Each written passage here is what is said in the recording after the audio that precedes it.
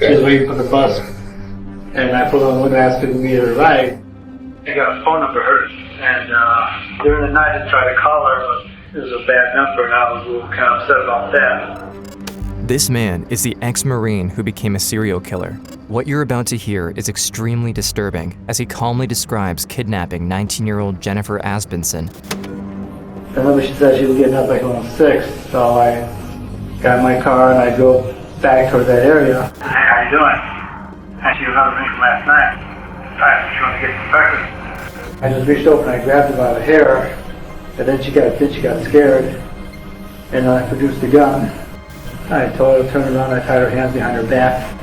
I put her in the trunk, and then I started driving off. Jennifer Asbenson, 19 years old, attacked, kidnapped, taken to the middle of a desert, but she escaped twice before finally making it out alive. When she told the police, no one believed her story was true. It took 5 more years for Andrew Urdiales to be brought to justice, where he confessed to having murdered 8 women. During the trial, Jennifer finally got her chance to face him and put an end to his 10-year-long rampage. He's pure evil, and he's gonna pay for what he did. It's September 27th, 1992. In the city of Palm Springs, California, 2 men stop in the middle of the desert, intercepted by a woman, half naked, with bite marks on her neck. She tells them that a man has been trying to kill her. The 2 men escort her to the closest gas station, where they contact the Palm Springs Police Department. When police arrive, the woman named Jennifer Asbenson tells them how the man who calls himself Andrew kidnapped her, threatened her with a gun, before trapping her inside the trunk of his car. The police tell Jennifer they have reason to believe she might be lying, that it's more likely she just had a fight with her boyfriend, dismissing her story completely. They take pictures of the marks on her neck and send her home. Jennifer is destroyed. She goes back to her life in constant fear that one day Andrew will turn up at her house. After years of dealing with her own trauma, someone knocks at Jennifer's door. It's the California State Police. They ask Jennifer to follow them to the police department. As she's sitting across from an investigator, he shows her pictures of potential suspects, asking Jennifer to identify the man who she claims abducted her 5 years prior. Without looking at the others, she pushes his picture forward with absolute certainty. That's when the officer tells her the shocking truth about the man called Andrew.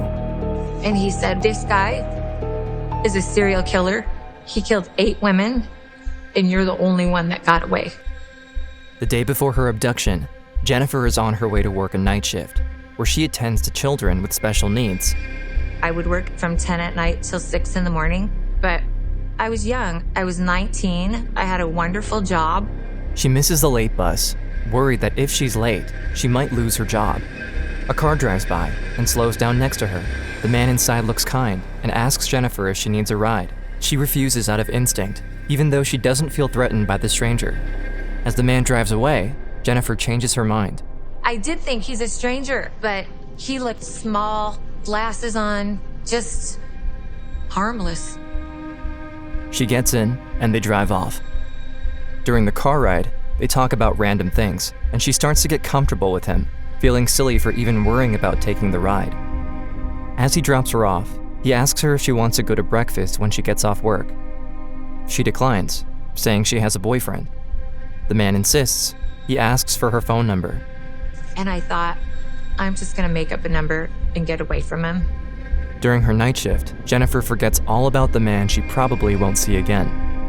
September 27th, 1992, around 6 a.m. As Jennifer is leaving work and heading toward the bus stop, she notices a car similar to the one she got in the night before. It's Andrew again. He rolls down his window and offers her to go get breakfast. I was already laughing, like, you just don't give up. And I just thought, okay, he's obviously nice. He didn't do anything to hurt me the night before, and so I got in the car. Once she's inside, something switches in the man's face.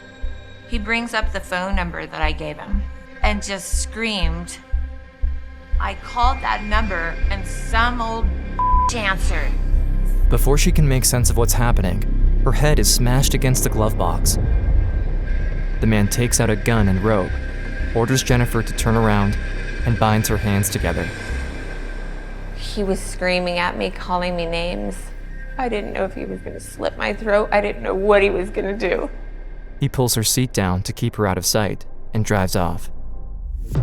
After only a few minutes, the car turns onto a road leading far into the desert. Jennifer can only imagine what's going to happen to her. I could see the telephone poles, and we passed one telephone pole, and then the next, and the more that passed, the more hope that I lost. The man pulls over and he pulls out a large knife and starts cutting Jennifer's clothes off. She can see he's done this before. She tries to fight him off, but the man is too strong and aggressive. Every time she fights back, she only gets hurt. Then, he forces himself on her. But something happens. Andrew sees that he can't perform. This only makes him angrier. The violence level started to escalate. I felt my face get really, really hot, and my vision started to get really weird. For a brief moment, she loses consciousness, only to wake up as he's biting at her neck, screaming like a madman. That's when he got out of the car, and he went to the trunk, and he pulled out a brown shopping bag full of knives. I finally realized he's gonna murder me. She gets out of the car and starts running through the desert. I just ran, and I imagined he was gonna shoot me. Suddenly, she feels a sharp pain on the back of her head. Jennifer falls to the ground as the man is dragging her back to the car. He puts her in the trunk of the car, slamming it shut, telling her he's going to kill her. Jennifer is terrified. She can't see anything. Her hands tied behind her back, locked inside a moving car. Her hope of escape is gone. My first thought was panic, and I just started praying out loud. At that moment, she feels a surge of strength overwhelm her. She pulls her hands apart, breaking the twine that binds them together. She can't believe her hands are free, but there's no time to wait. Andrew is driving her to her grave. In the dark, she can't see anything, but uses her hands to feel her surroundings. She tears the interior of the trunk apart, searching for some way to open it. She pulls on a handle, releasing the cover, but Andrew notices and pulls the car over. Then he came around to the back of the trunk, and he bounced on it. With the trunk barely open, he doesn't see Jennifer's hands are untied, so he slams it shut and gets back in the car.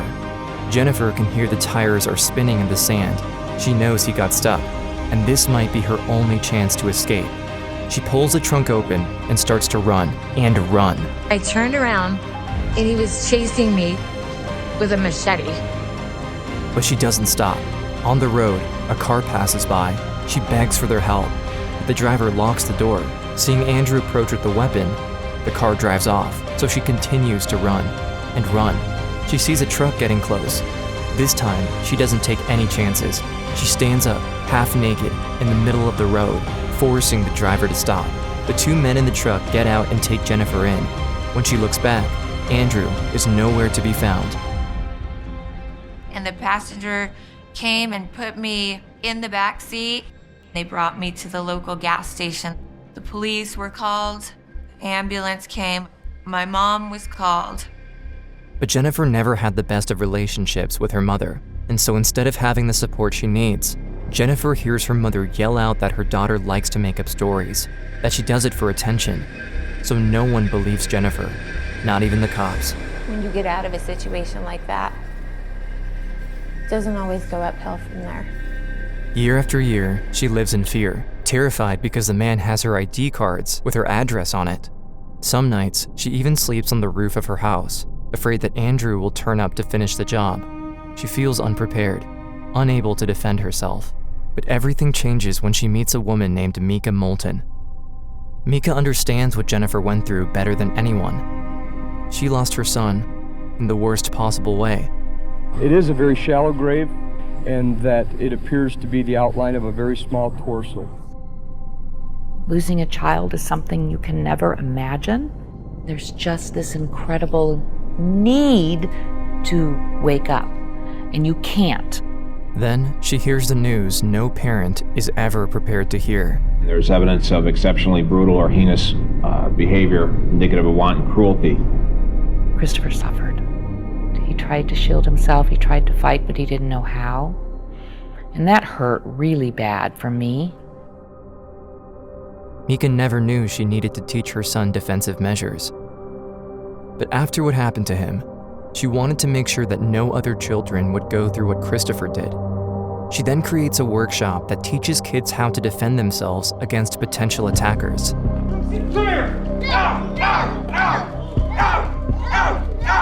She calls it Christopher's Clubhouse. Mika also finds ways to help survivors, like Jennifer, who goes to Mika hoping to lose her fear. With each day, Jennifer's fear grows smaller and smaller, and her power soon takes over. Eyes closed.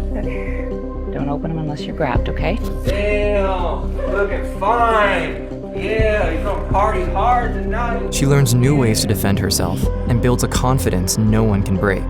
In her mind, she's preparing for the day she'll come face to face with her attacker, to be ready. The year is 1997. 5 years after she was kidnapped, Jennifer is sitting at the police office and has just identified him out of a lineup. The investigator tells Jennifer that Andrew Urdiales has been arrested and that he confessed to everything, to all 8 murders, but also to Jennifer's kidnapping. Jennifer. Well, I don't remember what year it was. Maybe 1992. 19 years old. Very pretty girl. Very pretty. I told her to turn around. I tied her hands behind her back. I just had my hand on her throat and I just kept choking and she kept kicking and, you know, her saliva was coming out of her mouth and her face was turning blue and then red. I put her in the trunk. And I just started driving off. The fence was so soft and the shoulder got stuck. But the hood was popped open. And she ran screaming. There were several cars nearby. So somebody else picked her up and finished when I started. But I don't know. But that was the last time I saw her. Jennifer can't believe it. After all these years, her monster is finally behind bars. She learns that there will be a trial and that her testimony will be crucial to the case, for all the other women who didn't make it out alive, and for the world to know what they went through. Jennifer didn't expect her face-off would be like this. For years, she's been building her strength, her barrier, but now, she's back in the same situation as before, unprepared. I knew I had to go back there and I had to be so vulnerable. I did not want to do that in front of him. I asked if they could get him out of the room. They couldn't. The very first time seeing him, my whole body kind of froze when I looked at him because I hadn't seen him in so long. And he was there in front of me now. And I kind of just wanted to tell myself, he's gonna pay for what he did. Through her own bravery, Jennifer Asbenson spoke for all these women that didn't get away. She was a hero. Despite pleading not guilty by reason of insanity, Andrew Urdiales is found guilty of all 8 murders in 3 separate trials. The penalty to be imposed upon defendant Andrew Urdiales to be death. I just felt an overwhelming sense of relief. Jennifer came face to face with the monster and won. She was thrown back into a dangerous world and found strength.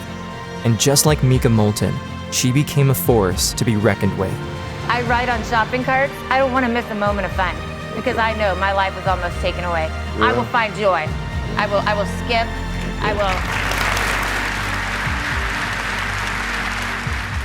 Even after everything she went through, Jennifer was able to turn her life around, demanding for something better. I still can live an amazing life and find beauty and joy and happiness in everything. Especially letting other people know that they are not victims, they're survivors. Jennifer Asbenson is living proof that no matter what the world throws at you, there is a power inside you, waiting to be unleashed.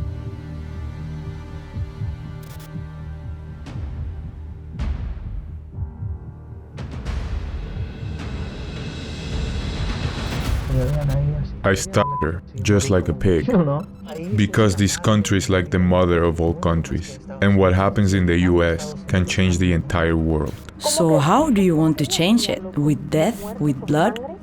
Yes, this is the only way out. They want to see blood, and I give them blood. This is The Railroad Killer,